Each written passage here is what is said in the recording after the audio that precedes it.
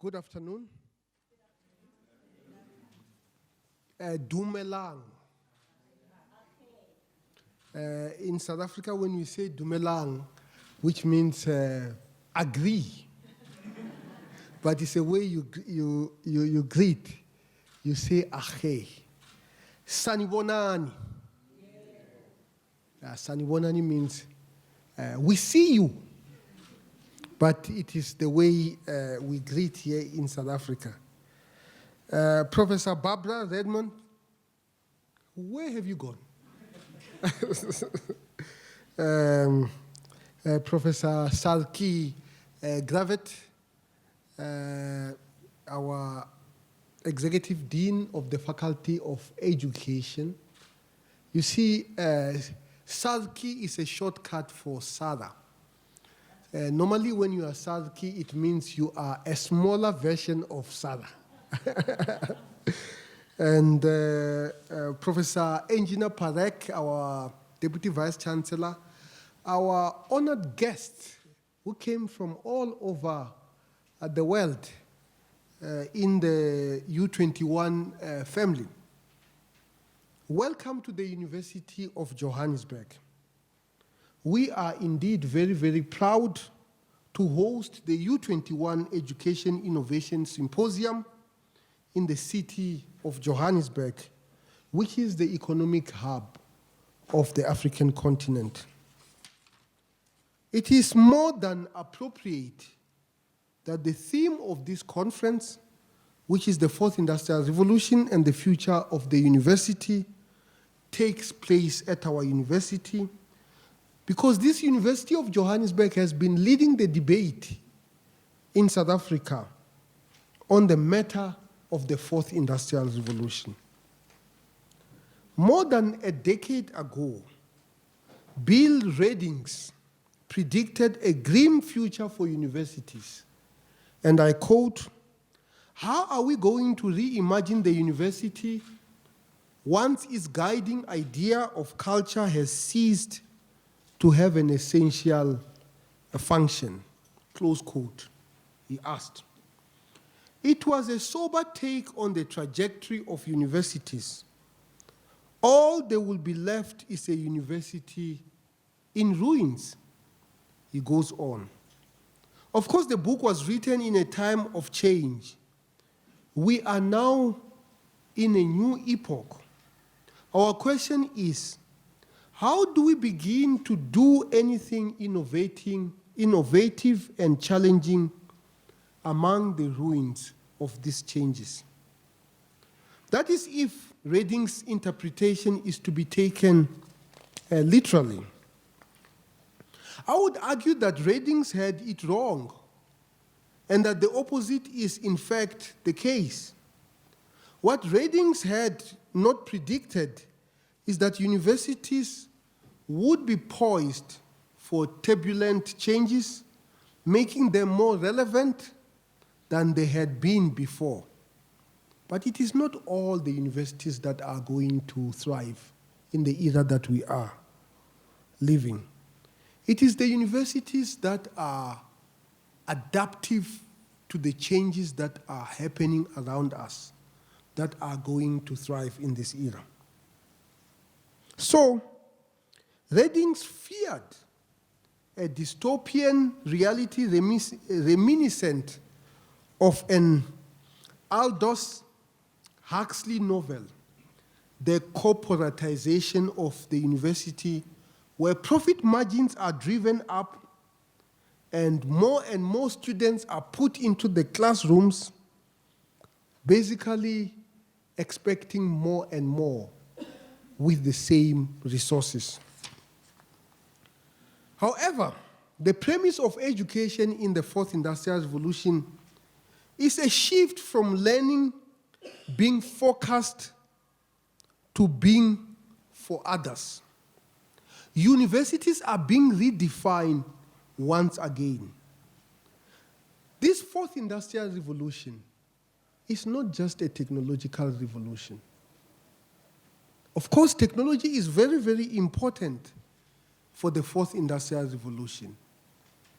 it is also about how we are as human beings. We are becoming a species that cannot operate without machines. Whether it is our phones, whether it is our computers, whether it is our iPads, we are really becoming a human-machine system. So as this revolution comes, it will come with its own challenges. Some of these challenges are actually quite stark and very dangerous. The fact that we are living in an era where privacy is dying, and we don't seem to have mechanisms of protecting that. If you are connected to any form of device, you are sure that your privacy is not complete, because somebody else can always switch on and find out where you are. And of course, this revolution will have much more far-reaching implication on the social spaces, the future of work.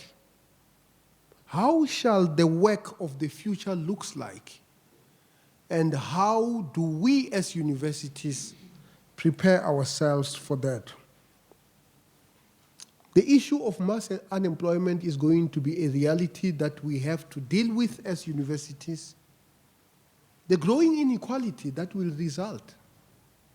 Because as factories become smaller, because people are being replaced by machines in the drive to increase productivity and ultimately profits, inequality is going to even be more sharper than it is. And as universities, we have to ask difficult questions. Of course, universities play a fundamental role in developing skills.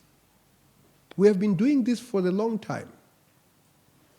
But much of the universities today are still stuck in the industrial era, where we were training people to perform a job in the workplace.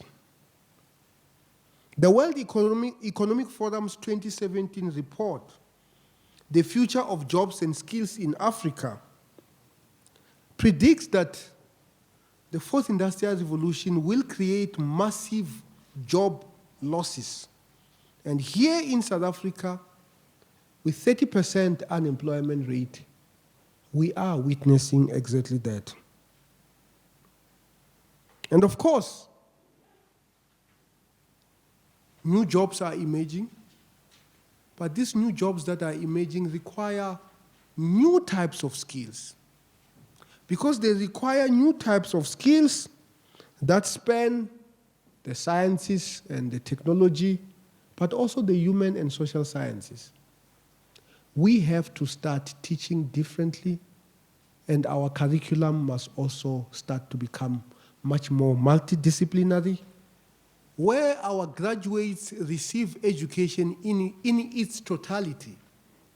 If you are in the science, engineering, and technology, you have to have a substantial exposure, maybe exposure is not the correct word, immersion of human and social sciences.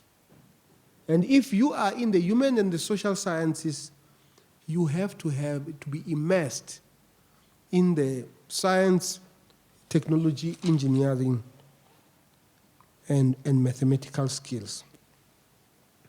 So it is envisaged that the demand for professionals with multidisciplinary expertise will become much more important than the traditional subject knowledge.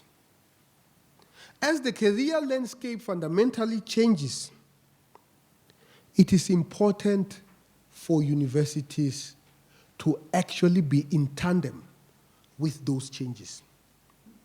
According to Menon and Catrilon, and I quote, there will be a strong demand for professionals who can blend the digital and the STEM skills with traditional subject expertise, such as digital mechanical engineers and business operations data analysts, who combine deep knowledge of their industry with the latest analytical tools to quickly adapt to the changes that are going to be happening around them. With the demands and the challenges of the fourth industrial revolution, this move towards multidisciplinary curriculum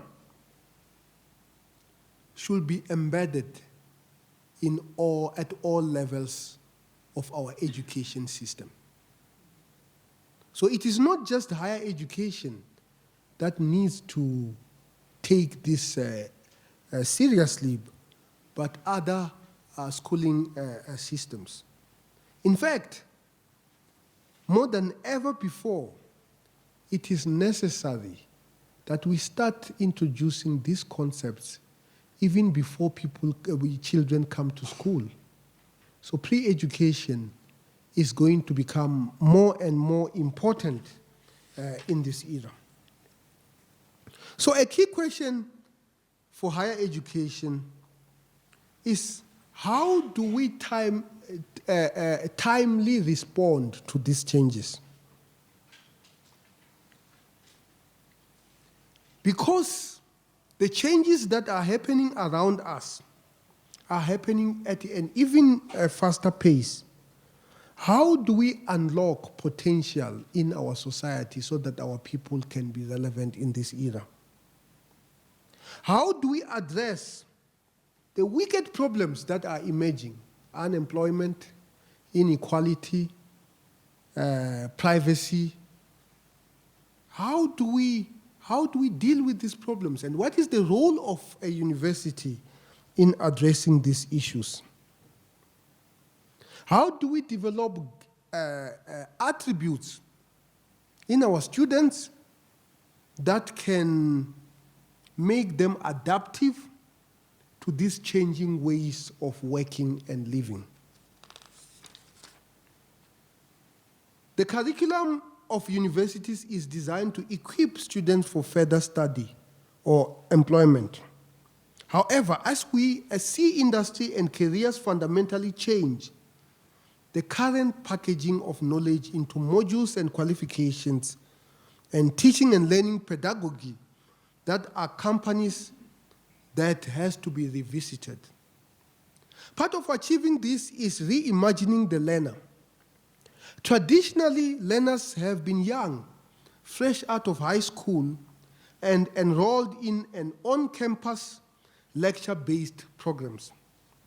However, this is changing rapidly as we see an increase in enrollment of older, working adults who have unique learning requirements that many universities, as they exist today, are not able to meet. This shifts the focus from teaching to learning with emphasis on real-world problem-solving abilities and a multidisciplinary approach to curriculum that is more interactive.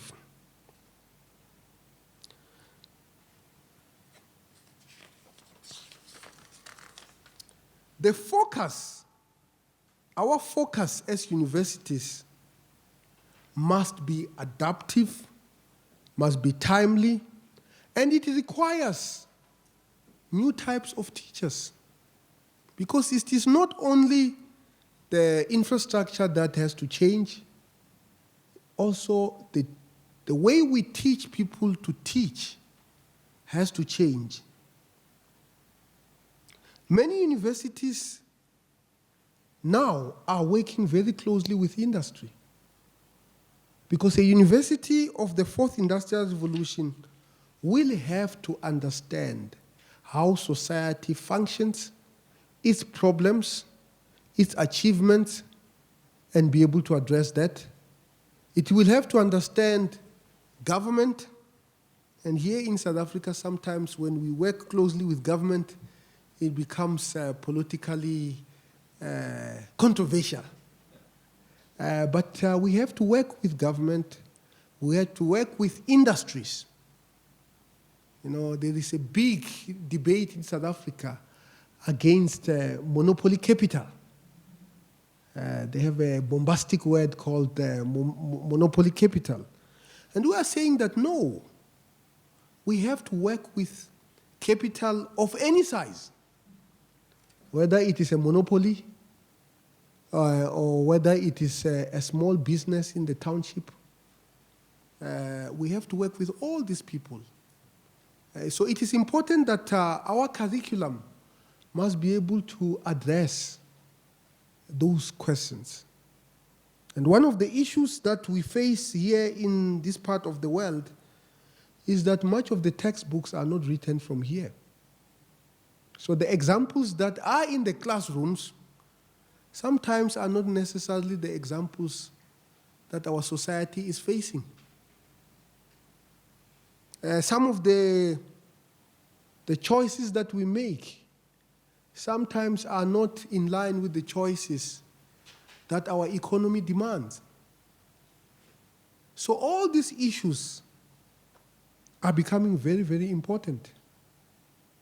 The issue of a university giving out a degree is another issue that needs to be investigated quite closely.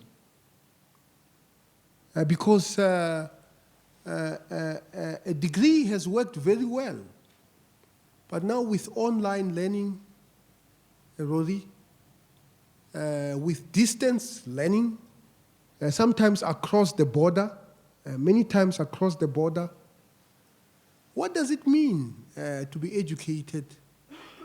And how do we understand that? All these issues are issues that are coming with the fourth industrial revolution. One of the things that are quite difficult for us, certainly, is how should our classrooms look like? How should our labs look like? Is simulated reality better than real reality?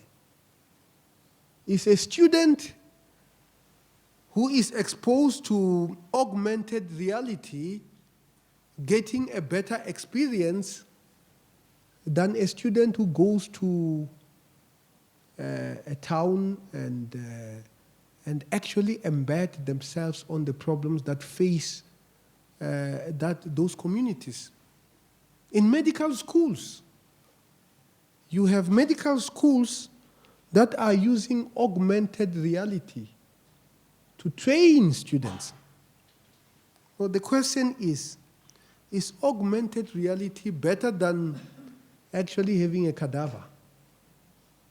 All those questions require answers, and those answers are going to inform the choices that we have to make as higher education in order to give education that actually transform people, society, and nations.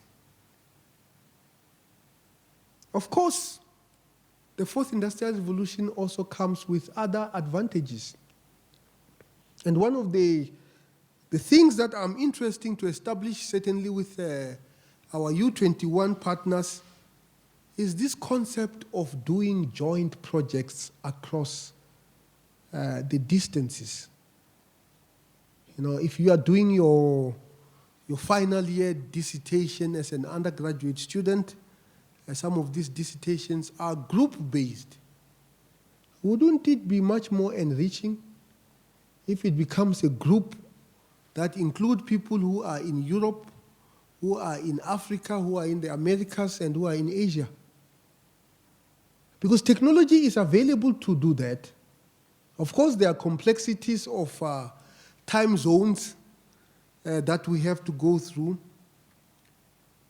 And of course, such an approach will obviously be exposing our students to the complexity of doing business across the globe. It will prepare them much better than actually waiting for them to graduate and putting them there. So, This is a difficult subject that we are dealing with. Here at the University of Johannesburg, we firmly believe that our students must be able to understand the problems of the African continent. The fact that the technologies of the fourth industrial revolution seem to be discriminating against our cultures and our people. Our Google Maps cannot pronounce our street names properly, certainly not properly enough for a native speaker to be able to hear what they are saying. And these are opportunities that our students are supposed to exploit. So here at the University of Johannesburg, we have a project called Africa by Bus, where we have taken our students by bus to Mozambique, to Botswana, to Zambia, to Namibia, and this year to Nairobi via Kigali. And we say to them, be observant of what you see and be looking for opportunities through problems that you identify and solutions that you are going to find in order to resolve those problems. Very, very important for us. Africa, with 1.2 billion people, has huge amounts of problems that require higher education to resolve. And for our graduates to be able to resolve those problems, they will have to understand those problems. And there is no better way of understanding problems than actually experiencing them. Of course, we could have flown these students. A flight from Johannesburg to Nairobi is about 5 hours. We could fly them. But unfortunately, on the way, they are not going to meet people. They are not going to experience cultures as enriching as in a bus when you stop at a shopping center on the way. So this is really what we think it is important for us, certainly here in South Africa, to tackle the problems that are coming with the fourth industrial revolution. Because for us to be able to start making devices that understand our cultures and our accents, we will have to appreciate the languages and the cultures that are around us. And of course, one of the big issues in this fourth industrial revolution as we move forward is what aspects of our society as it exists are going to survive and what aspects are going to be eliminated. So in other words, which skills are going to be required of our graduates and which skills are going to be done by machines? And one of the big answer that everybody seems to agree is that it is the human skills that will still require human beings to do.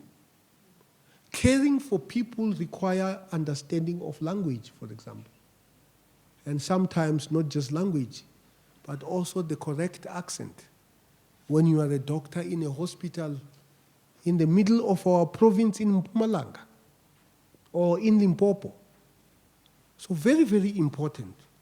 Now the big question that we ask ourselves as the University of Johannesburg is that given all these technological developments in artificial intelligence, blockchain, Internet of Things, 5G communication, given the fact that the African continent has 54 different nations and 1.3 billion people, how do we educate our graduates who will be able to understand that vast complexity that exists in our continent? How do we educate our graduates so that they will be able to look at an economic model, come up with economic models that will be able to handle the problems that we face in agriculture, the problem that we face here in Southern Africa, where this region is becoming a desert.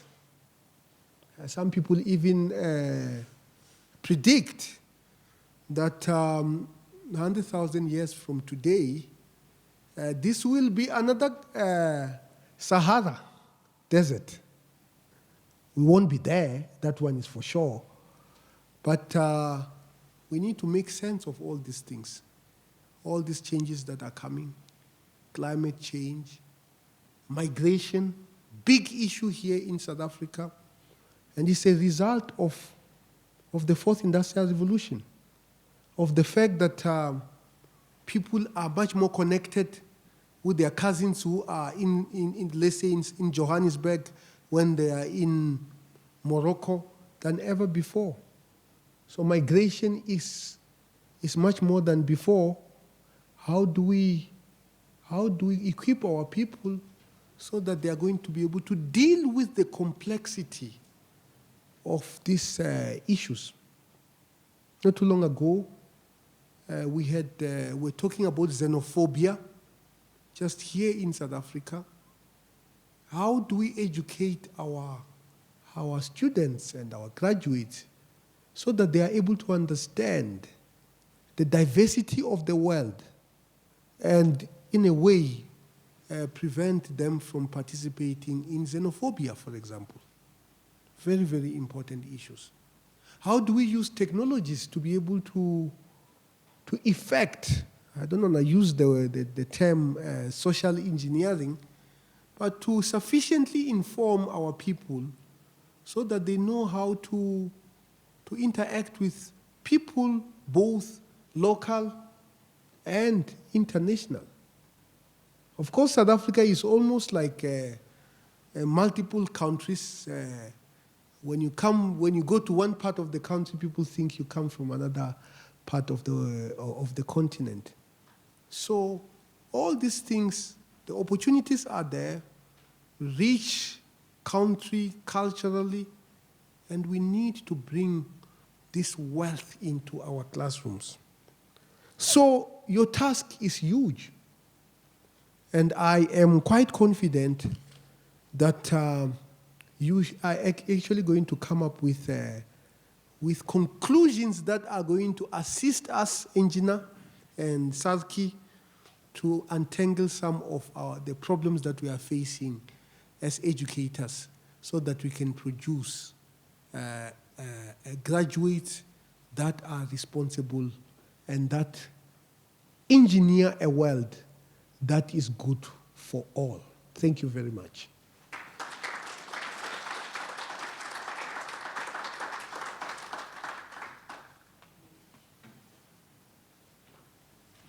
Thank you very much to Professor Marwala.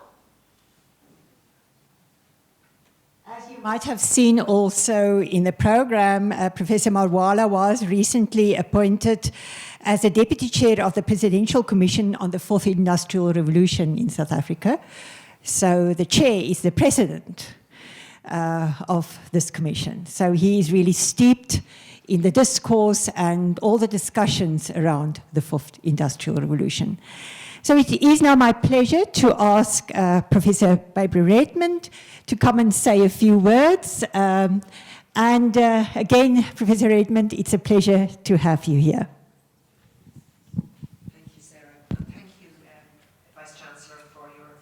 Most kind invitation for us to meet here. I was doing a little counting recently. I'm Provost of U21, and I realized that the first U21 event I had ever attended was this event 12 years ago in the University of Glasgow. And the theme was on, does teaching and learning translate? And I think when I arrived at this, at that stage I was a vice principal in College of Human Sciences, trying to do as we all do, to improve teaching excellence and to bring teachers on to higher levels of teaching excellence and produce wonderful graduates. And when I attended that event, I realised I had found my university tribe. And if any of you ever read Caroline Kreber, she talks about the university tribes. I had found the people that were facing the same challenges as I was at University College Dublin. And I was finding not only these same people, but that they were offering me suggestions and they were offering me resources and help. And I was able to find lifelong and career-long supports that I have used in those 12 years. In the 12 years that this event has been running, a lot of things have changed, but a lot of things have remained the same. And primarily, the fundamental reason why we meet together annually at this event is to bring together university leaders charged with the development of educational excellence at university level so that they can share resources, share expertise, and also create new opportunities together. It also fulfills a very fundamental part of what U21 is about, and that is to use the collaborative benefit of bringing 27 world-class universities together across now 18 countries. We've just taken in KU Leuven in the last 6 days, and they are our 18th country. So we are truly the largest international network, and that this event reflects the international focus and the international profile of the group that are meeting here today. It's always a small group, and it is because you represent those at the very tops of your university who are charged with educational excellence. And as I know will be a conversation at some stage today, educational excellence in universities which are research intensive, and the difficulty that faces all of us in that challenge. It also brings about the real international focus and also the creation of internationally able graduates.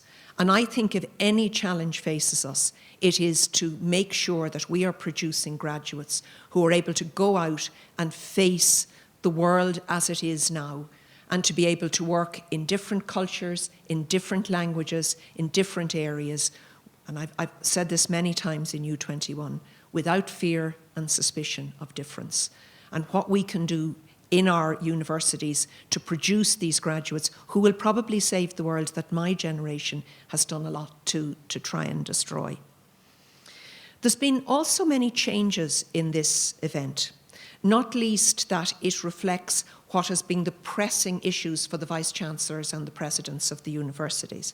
If I was to ask you to guess what the theme of the 2013 event was, what would you guess was on everybody's mind in 2012, 2013 in terms of teaching and learning?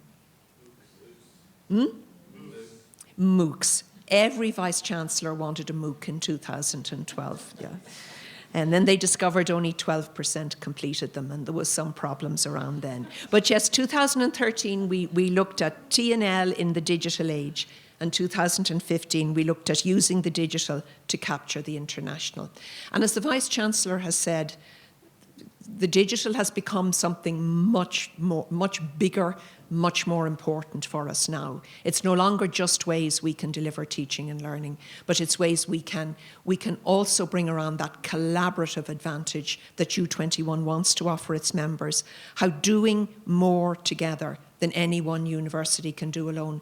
And I think, Vice-Chancellor, you're absolutely correct about bringing students together online and ways that we can do that. And as digital improves, this is definitely something. And in fact, the steering group was discussing something like this yesterday.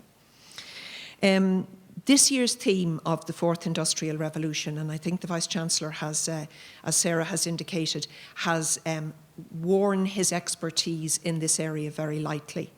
The University of Johannesburg is recognised as a centre of excellence in this topic, and we're very lucky to be here this year in really the home of where so much exciting work and insightful work has been done on the Fourth Industrial Revolution, that we're here to look at that and its impact on teaching and learning. Probably the most pressing issue that's now coming on the tables of vice-chancellors and on the U21 University is also sustainability and the sustainable development goals. And I think that's something that we in U21 are looking at, and also, as you'll hear from the University of Lund, who'll be hosting next year's event, something that they will be looking at. But you'll be hearing more about this as the 3 days go forward. As I said, the teaching and learning tribe is a very important tribe. And it has always been the place that I have gone to in U21 to be able to pick up the phone or to send an email and say, I can't do this. How are you doing it in Africa or America or Australia or New Zealand or Sweden? How are you doing this? And I know that I will get, in a very short period of time, an answer back and help and a sharing of resources. And the goals we really want to give you for the next 3 days is to tackle this complex and important topic. And we want to hear your views, what's really coming up in your university and your nation, and also trying to collect a collective view for U21. Is there something that we can say across our 18 countries about the Fourth Industrial Revolution and teaching? Is there something important that we can, on Friday, come together and say, this is something we want to talk about. This is a view, this is a piece of thought leadership we want to end this conference on. And also how we use the network to achieve our individual goals and our collective goals. Before I set you all off working, I'm going to end with 2 inspirational quotes. I'm indulging myself because the first is from John Henry Newman, who is the founder of UCD. And probably, I think, for Anya and Moira, we're going to be the only university that's actually, in 2 weeks' time, being founded by a saint, because he's going to be canonized on Sunday, the Sunday next. So we're just going to boast about that. But Newman founded UCD, and in 1852 he wrote one of the great pieces of literature, great pieces of work on education. He wrote The Idea of a University. And he said at that stage, a university education aims at raising the intellect of a whole society. It is education which gives the individual a clear conscious view of their own opinions, a truth in developing them, an eloquence in expressing them, and a force in urging them. And Newman really, very interestingly, saw education as the primary job of a university and research the secondary job. And over 100 years later, Nelson Mandela said, education is the most powerful weapon which you can use to change the world. The power of education extends beyond the development of skills we need for economic success. It can contribute to nation building and reconciliation. So no pressure on you. You are going to work hard for 3 days. You are going to come up with new ideas individually you can take home, and collectively that we can come together as a network. And above all, you're going to find new ways to educate that next generation who may be able to save our planet. Good luck, and on behalf of Professor Cathy Armour, who can't be with us unfortunately, we wish you 3 hard days of work, some great inspirational thought, and not a lot of fun, not a small bit of fun either. Thank you very much.